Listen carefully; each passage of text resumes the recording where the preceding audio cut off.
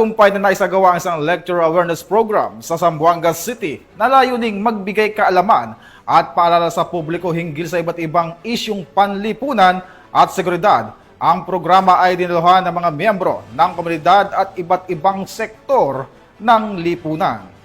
Ang awareness program ay epektibong paraan upang maipaliwanag ang mga isyong panlipunan at seguridad na kadalasang nagiging sanhi ng krimen at nagbibigay ito ng preventive approach kung saan ang mga tao ay nagkakaroon ng sapat na kaalaman upang maiwasan ang pagiging biktima o sangkot sa krimen.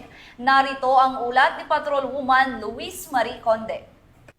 Nilahukan ng mga guro at estudyante ng Caldwell Adventist Academy ang isang matagumpay na lecture awareness program katuwang ang Regional Police Community Affairs and Development Unit 9 at NAPOLCOM 9 sa pangunguna ni Attorney Pablito M. Abad Jr., Director ng NAPOLCOM 9 at Attorney Alexis C. De Lima, Assistant Regional Director ng NAPOLCOM 9 nito lamang ika-1 ng Agosto taong kasalukuyan. Tinalakay sa nasabing aktibidad ang mga mahahalagang paksa na may layuning paigtingin ang kaalaman ng kabataan gaya ng Anti-Criminality, Anti-Bullying, Safe Spaces Act, Illegal Drug Awareness at Stress Management. Ang mga ito ay naglalayong bigyang kapangyarihan ang mga mag-aaral upang makagawa ng matatalino at responsableng desisyon para sa mas ligtas at maayos na kapaligiran sa paaralan at komunidad. Lubos ang pasasalamat ng RPCDU 9 sa pamunuan ng Caldwell Adventist Academy sa pagbibigay ng pagkakataong maibahagi ang mahalagang advokasiyang ito. Sa patuloy na pagtutulungan ng kapulisan at mga institusyong pang-edukasyon, sama-sama nating isinusulong ang kultura ng kaligtasan, respeto at mental wellness para sa kabataan at sa buong sambayanan.